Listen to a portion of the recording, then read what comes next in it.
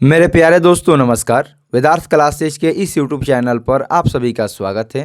दोस्तों आज की क्लास में हम लोग 10वीं क्लास के हिंदी के 50 ऐसे महत्वपूर्ण ऑब्जेक्टिव सवाल को देखने वाले हैं जो कि आपके 10वीं के फाइनल परीक्षा की दृष्टि से काफ़ी महत्वपूर्ण है और ये सभी के सभी सवाल आपसे परीक्षाओं में बार बार पूछे जाते हैं। तो आइए दोस्तों देखते हैं कि पहला सवाल क्या है। यदि आप हमारे चैनल पर नए हैं तो चैनल को सब्सक्राइब कर दीजिए, इस वीडियो को लाइक कर दीजिए। यदि आपका कोई भी दोस्त मित्र भाई बहन 10वीं की कंप्लीट तैयारी करना चाहते हैं तो इस वीडियो को शेयर करके सब्सक्राइब जरूर करवाइए। और देखिए दोस्त, पहला सवाल आपकी स्क्रीन पर दिया गया है, मंगम्मा क्या बेचती थी। ये जो सवाल है 2019, 2021, 2023 में पूछा जा चुका है। तो सही उत्तर हो जाएगा मंगम्मा दही बेचती थी, ऑप्शन नंबर सी हो जाएगा।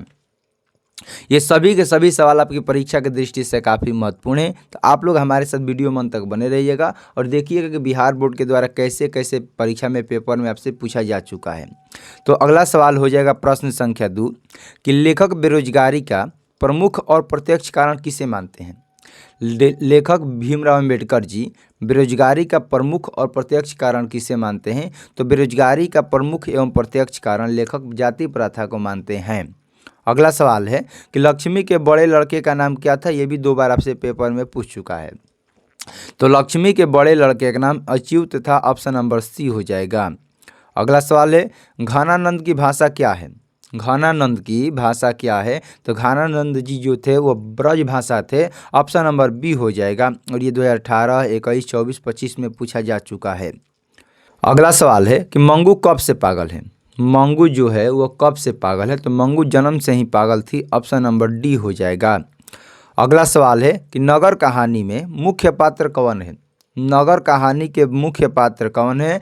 तो नगर कहानी के मुख्य पात्र पपत्ती है, क्योंकि पपत्ती ही नगर कहानी के मुख्य पात्र है। क्यों मुख्य पात्र है, क्योंकि इसी को पपत्ती को क्या हुआ है, पपत्ती को ही मेनिंजाइटिस नामक बुखार हुआ है। ऑप्शन नंबर इसका सही उत्तर हो जाएगा, ऑप्शन नंबर बी। अगला सवाल है स्वदेशी शीर्षक पाठ में दोहों का संकलन किस पुस्तक से लिया गया है।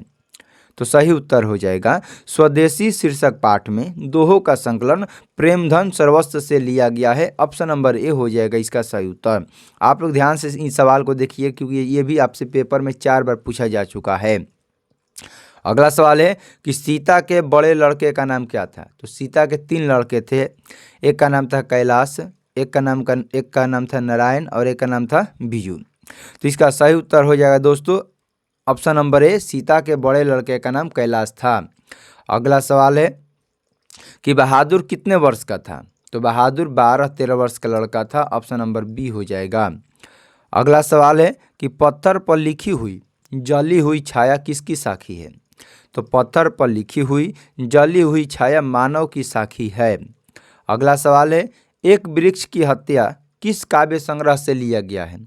एक वृक्ष की हत्या जो है वो किस काव्य संग्रह से लिया गया है। तो यह इन दिनों नामक काव्य संग्रह से लिया गया है, ऑप्शन नंबर ए हो जाएगा। अगला सवाल है बिरजू महाराज का साक्षात्कार किसने लिया है। बिरजू महाराज का इंटरव्यू किसने लिया था। तो बिरजू महाराज का इंटरव्यू उनके शिष्य रश्मि वाजपेयी के द्वारा लिया गया था। अगला सवाल है कि हमारी नींद में नींद किसका प्रतीक है। तो हमारी नींद में नींद जो है वह आलस का प्रतीक है, नींद आलस का ही प्रतीक होता है। अगला सवाल है मछली और गोश्त कौन खाता था। कहानी में मछली और गोश्त घर में कौन कौन खाता था। तो मछली और गोश्त केवल उनके पिताजी खाते थे, ऑप्शन नंबर बी हो जाएगा इसका सही उत्तर। अगला सवाल है कि पिताजी ने बाजार से कितनी मछलियाँ खरीदी थी। तो पिताजी ने बाजार से 3 मछलियाँ खरीदी थी, ऑप्शन नंबर ए हो जाएगा। अगला सवाल है किसका जन्म संगीत प्रेमी परिवार में हुआ था। किनका जन्म संगीत प्रेमी परिवार में हुआ था। तो बिस्मिल्लाह खां जी का जन्म संगीत प्रेमी परिवार में हुआ था। बिस्मिल्लाह खां जी शहनाई वादक थे। अगला सवाल है मेरे बिना तुम प्रभु कविता का हिंदी अनुवाद किसने किया है। तो मेरे बिना तुम प्रभु कविता का हिंदी अनुवाद हिंदी रूपांतरण धर्मवीर भारती के द्वारा किया गया है, ऑप्शन नंबर बी हो जाएगा। और ये 2018, 2022, 2023 के प्रश्न शिप में पूछा गया है। तो हो सकता है कि आपके आने वाले पेपर में भी पूछ दे, तो याद रखिएगा। अगला सवाल है जपुनी, आसदीबार और सोहिला किन की रचना है। तो जपुनी, आसदीबार और सोहिला गुरु नानक जी की रचना है। अगला सवाल है ढहते विश्वास किस भाषा से अनुदित है।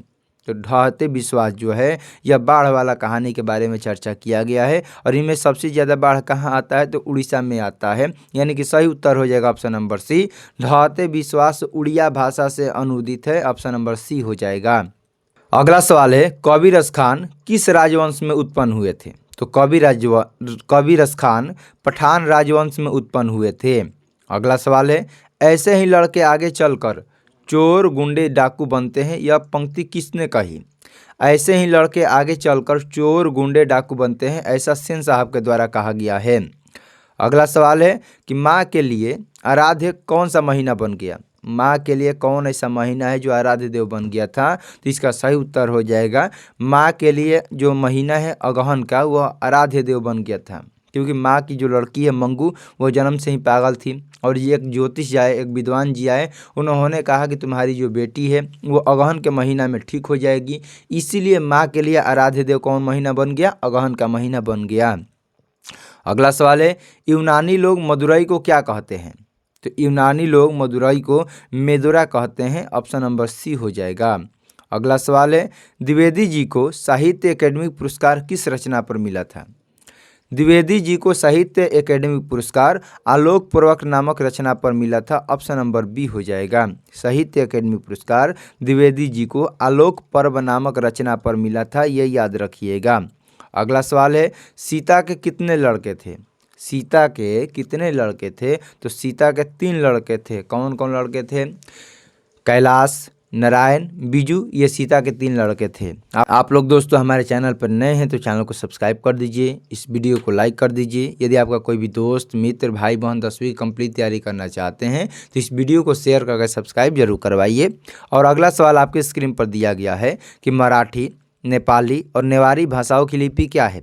तो मराठी, नेपाली और नेवारी भाषाओं की लिपि देवनागरी लिपि है। अगला सवाल है लेखक की पत्नी के रिश्तेदार किस दिन आए थे? तो लेखक की पत्नी के रिश्तेदार रविवार को आए थे, ऑप्शन नंबर ए हो जाएगा। अगला सवाल है परंपरा का मूल्यांकन किसकी पुस्तक है? तो परंपरा का मूल्यांकन रामविलास शर्मा की पुस्तक है। अगला सवाल है एक वृक्ष की हत्या के कवि कौन है? तो एक वृक्ष की हत्या के कवि कुंवर नारायण जी है, ऑप्शन नंबर सी हो जाएगा। अगला सवाल है कि बिरजू ने अपने पिता के साथ आखिरी प्रोग्राम कहाँ पर किया था? तो बिरजू महाराज जी ने अपने पिताजी के साथ आखिरी प्रोग्राम मैनपुरी में किया था। अगला सवाल है अविनियो कहाँ स्थित है? जो अविनियो नामक है स्थान है, अविनियो नामक शहर है, वह कहाँ स्थित है? तो वह दक्षिणी फ्रांस में स्थित है। अगला सवाल है चौखटे पर बेटे का क्या नहीं अटता है? तो चौखटे में बेटे का जो क है वो नहीं अटता है। अगला सवाल है बालक अंग के ड को क्या समझने लगता है? जो बालक है अंग के ड को अपनी माँ समझने लगता है। अगला सवाल है कि किस स्थान पर मरण भी मंगल माना जाता है? कौन ऐसा स्थान है जहाँ पर लोग मरने के बाद भी मंगल मानते हैं? तो काशी एक ऐसा स्थान है जहाँ मरण भी क्या माना जाता है? मंगल माना जाता है। अगला सवाल है हिंद स्वराज के रचनाकार कौन है? तो हिंद स्वराज के रचनाकार महात्मा गांधी जी है, ऑप्शन नंबर ए हो जाएगा। अगला सवाल है किसके बिना प्राणी को मुक्ति नहीं मिलती है? किसके बिना प्राणी को मुक्ति नहीं मिलती है? राम नाम के बिना, गुरु ज्ञान के बिना कभी भी प्राणी को मुक्ति नहीं मिलती है, ऑप्शन नंबर डी हो जाएगा। अगला सवाल है ढहते विश्वास कहानी किस लेखक के द्वारा अनुदित है? तो ढहते विश्वास जो कहानी है वह राजेंद्र प्रसाद मिश्र के द्वारा अनुदित है, ऑप्शन नंबर ए हो जाएगा। अगला सवाल है कि सेन साहब की कितनी लड़कियां थी? तो सेन साहब की 5 लड़कियां थी, ऑप्शन नंबर सी हो जाएगा। अगला सवाल है 172 दारिश नामक सोने के सिक्के का घड़ा कहाँ मिला था? तो 172 दारिश नामक सोने का सिक्के का घड़ा वाराणसी में मिला था, और किसको मिला था? तो वारेन हेस्टिंग्स को मिला था। अगला सवाल है सुजाता का जन्म कब हुआ था? लेखक सुजाता का जन्म कब हुआ था? तो लेखक सुजाता का जन्म 3 मई 1935 ईस्वी को हुआ था। अगला सवाल है नाखून का इतिहास किस पुस्तक में मिलता है? तो नाखून का इतिहास कामसूत्र नामक पुस्तक में मिलता है। अगला सवाल है होली किस महीने में आता है? तो होली का जो महीना है वह फागुन के महीने में आता है। अगला सवाल है पंत को किस रचना पर ज्ञानपीठ पुरस्कार प्राप्त हुआ है? तो पंत जी को चितंबरा नामक रचना पर ज्ञानपीठ पुरस्कार प्राप्त हुआ है? अगला सवाल है, बहादुर तुमको अपनी माँ की याद आती है, ऐसा कौन पूछता है? तो बहादुर तुमको अपनी माँ की याद आती है, ऐसा लेखक की पत्नी निर्मला पूछती है। अगला सवाल है, रोन नदी कहाँ स्थित है? रोन नदी कहाँ स्थित है? तो जहाँ अविनियो है वहीं रोन नदी है, और अविनियो दक्षिणी फ्रांस में है, इसीलिए रोन नदी भी दक्षिणी फ्रांस में हो जाएगी। अगला सवाल है कि पेड़ पर कमरा किसकी रचना है? तो पेड़ पर कमरा विनोद कुमार शुक्ल जी की रचना है, ऑप्शन नंबर ए हो जाएगा। अगला सवाल है, शहनाई को सुधीर वादियों में किसकी उपाधि दी गई है? शहनाई को सुधीर वादियों में किसकी उपाधि दी गई है? तो शहनाई को सुधीर वादियों में शाह की उपाधि दी गई है। अगला सवाल है, मरते दम तक शहनाई नहीं छूटेगी और न ही काशी छूटेगा, ऐसा किसने कहा? मरते दम तक न शहनाई छूटेगी और न काशी, ऐसा किसने कहा? तो बिस्मिल्लाह खां जी के द्वारा कहा गया है कि मरते दम तक न शहनाई छूटेगी और न काशी छूटेगा।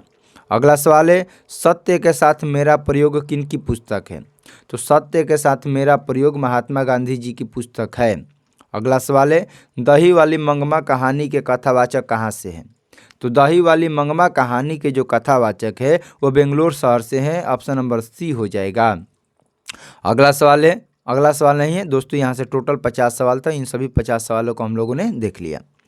क्लास कैसा लगा कमेंट में ज़रूर बताइए। यदि आप हमारे चैनल पर नए हैं तो चैनल को सब्सक्राइब कर दीजिए, इस वीडियो को लाइक कर दीजिए। यदि आपका कोई भी दोस्त मित्र भाई बहन 10वीं कंप्लीट तैयारी करना चाहते हैं तो इस वीडियो को शेयर करके सब्सक्राइब जरूर करवाइए। मिलते हैं अगले क्लास में, तब तक के लिए आपको जय हिंद जय भारत।